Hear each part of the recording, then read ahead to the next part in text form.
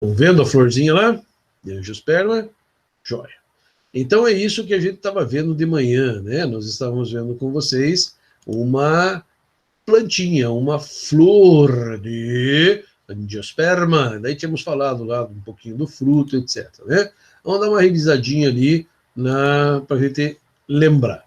Então nós tínhamos, como eu falei para vocês, né, uma parte masculina, uma parte feminina, tá? E começava pelo pedúnculo lá. A flor, então, de angiosperma é uma flor que possui um pedúnculozinho floral, né? Esse aqui, que é a hastezinha, aquela que, uma flor para você, que é onde você segura.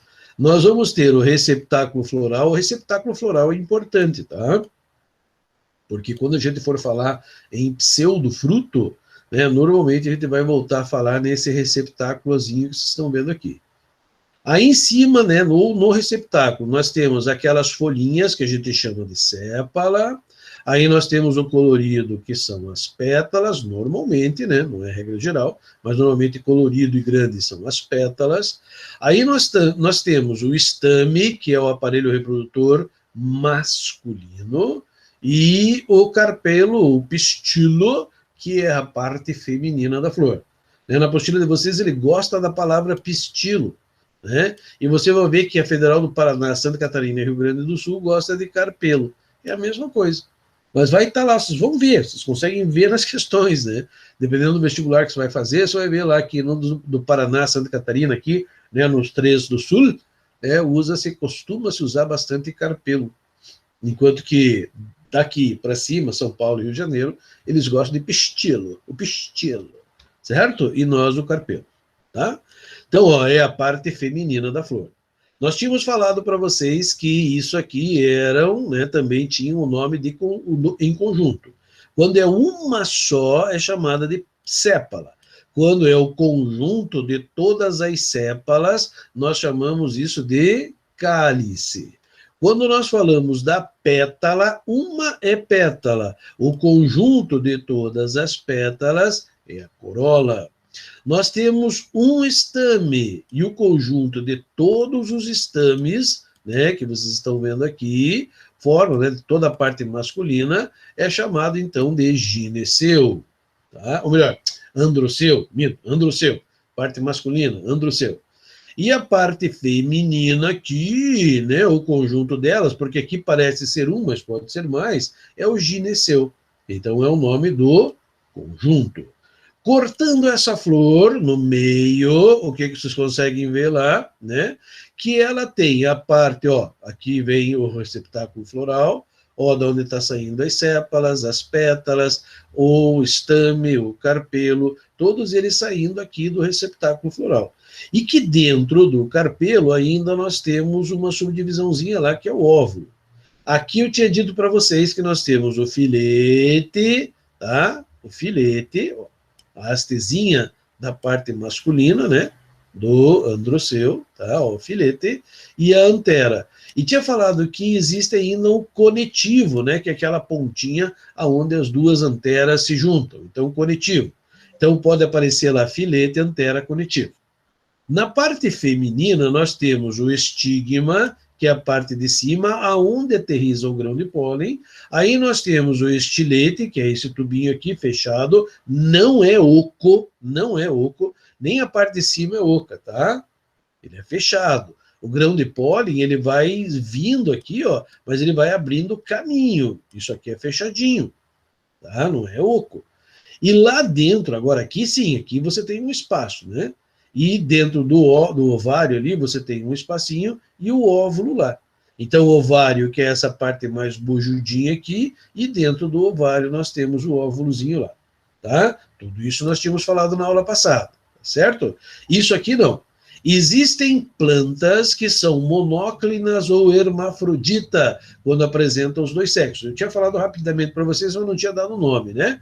Então, ó, monóclinas ou hermafroditas são aquelas plantas que têm os dois, que tem o androceu e o gineceu, tá? E para ser hermafroditas é porque ela consegue se autofecundar, tá? Nós temos as flores díclinas, que são aquelas que só têm um sexo, né? Então possui somente gineceu ou somente androceu. Então são díclinas. Esse termo aqui, ó, monóclina e díclina, é que aparece naquelas chaves sistemáticas que eu tinha dito para vocês. Então, monóclina, você vai lá e vê, opa, tem estame e tem carpelo, é monóclina.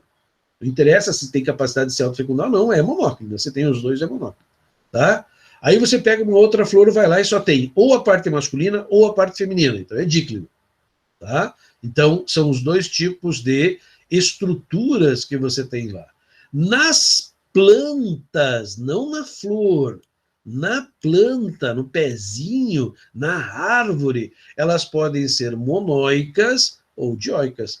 Então uma planta pode ser monóica quando nós temos o quê? Os dois sexos, que podem ser na mesma flor, flor monóclinas, ou podem ser em flores separadas, díclinas. Então veja que a planta monóica, ela pode ter os dois tipos de flor, tá? Já na dioica, ela tem o quê? Sexos separados. Então vai ter lá flores díclinas masculina e flores díclinas femininas, tá? Então o pezinho agora vai ser diferente.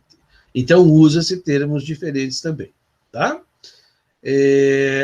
Aqui um exemplo, vamos para lá. Tá, certo? Então veja, aqui ó, é o desenho, né, das flores díclinas e monóclinas, quando só tem, ó, aqui só tem a parte, né, masculina, aqui só a parte feminina, aqui a parte masculina e feminina. Aqui você tem, ó, monóico, pezinhos com flores dos dois sexos, ou na mesma plantinha, ó, díclinas, você tem os de sexo separado, tá? E as dioicas é aquela, né, como o pinheiro do Paraná, só que nós estamos falando em dicotiledôneo, né, mas que tem os dois, as duas estruturazinhas lá, tá? Então aqui, ó, reprodução das angiospermas, nós também já tínhamos comentado com vocês. Então a antera produz o grão de pólen, é o coletivo aqui, ó. Agora aparece a palavra coletiva, que é justamente aqui a união dos dois, né, e o filetinho, tá? Se eu cortar, que nem na apostila, eu vou ver lá as lojinhas dentro, né, com a célula mãe de esporo, tá? Que vai sofrer uma redução formando 4 células N, né? Os micrósporos que daí vão ser incorporados formando o grãozinho de pólen lá. Esse grãozinho de pólen que vocês estão vendo ali, tá? Ele vai ser levado pelo vento, né? Então, depende do tipo de polinização que vai acontecer na plantinha. Que é exatamente sobre a polinização, né? Como é que se dá a polinização? Esse assunto é moleza, né? Esse assunto é bem facinho, não tem, né, como errar. A polinização é o transporte do grão de pólen, do estigma, né, do grão de pólen da antera, digo, até o estigma, até chegar no estigmazinho, a parte feminina da flor lá, tá? Então você tem aqui, ó, a polinização cruzada, que é o mais comum e que acontece nas flores, mesmo que tenham os dois sexos, mas existe alguma coisa que impede essa polinização. Então, por exemplo, pode amadurecer a parte masculina antes e a parte feminina ficar, né, imatura. Então, não tem como a flor se autofecundar, porque a parte feminina ainda está imatura, não abriu, não está recebendo o grão de pólen ainda. Tá? Outra coisa, como acontece nas ervilhas de cheiro, nas ervilhas do Mendel, a parte feminina tem uma folhinha sobre ela e a parte feminina é mais comprida. Então, mesmo que caia pólen, ela não vai cair na parte feminina, porque em cima do estigma tem uma folhinha lá que está protegendo o estigma.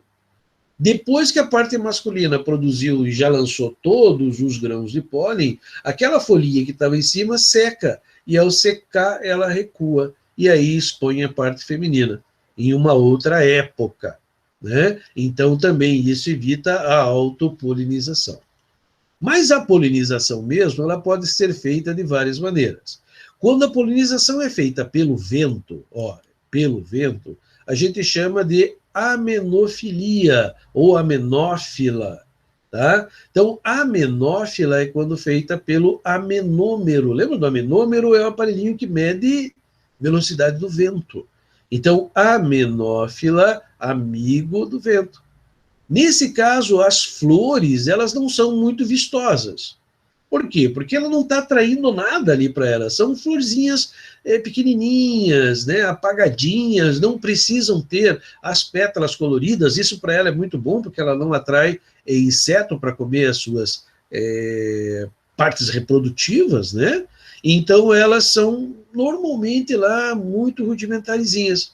E aí o que acontece? O importante ali é que o estilete seja longo, plumoso, né? E vai produzir uma quantidade de pólen muito grande, porque é o vento, e o vento pode não acertar, né, a parte feminina das outras plantas.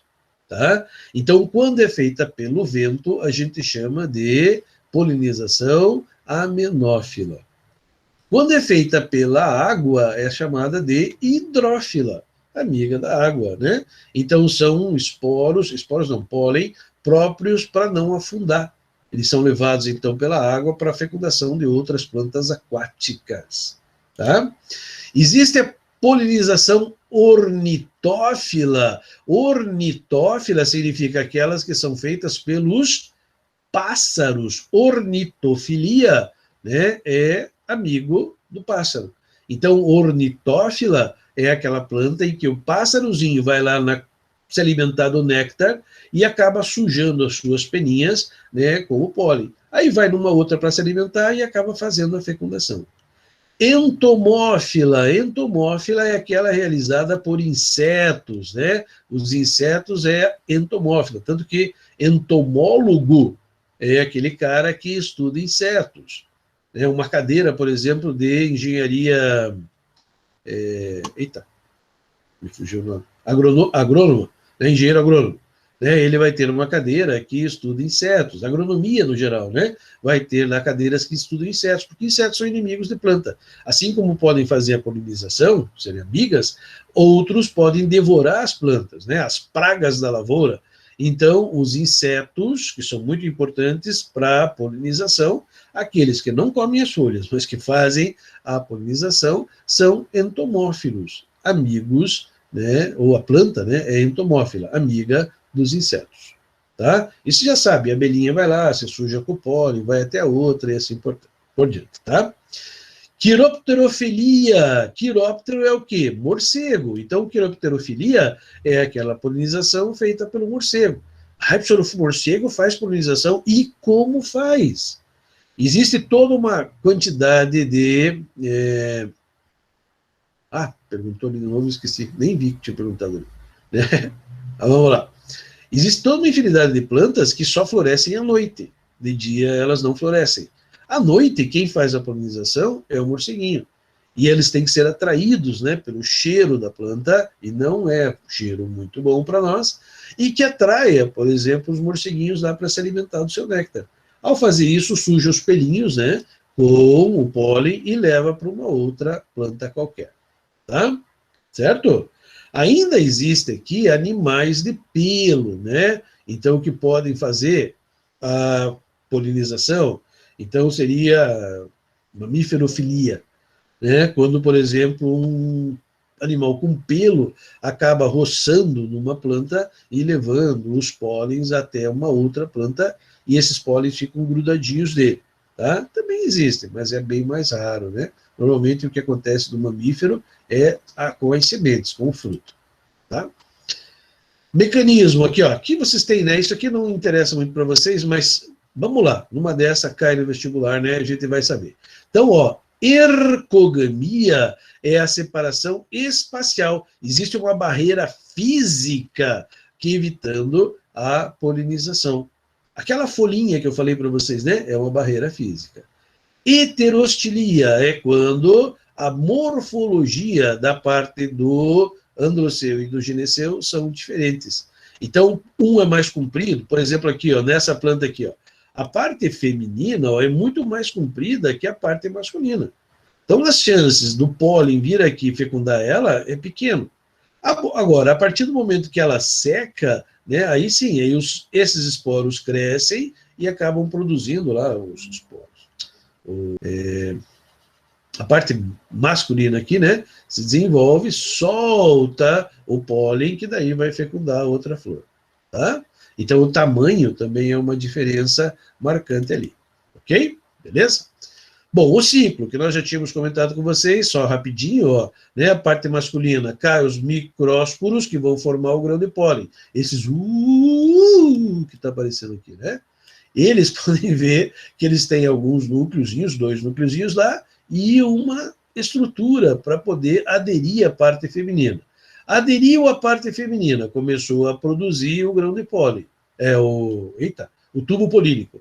O tubo polínico tem 2 células espermáticas, ou seja, tem 2 gametas, ó. Quando chega aqui, ó, um gameta vem para cá e vai fecundar a oosfera e o outro gametinha vai para lá, ó. Tá? Eu falei para vocês que aqui, ó, ficava 3 N's, né?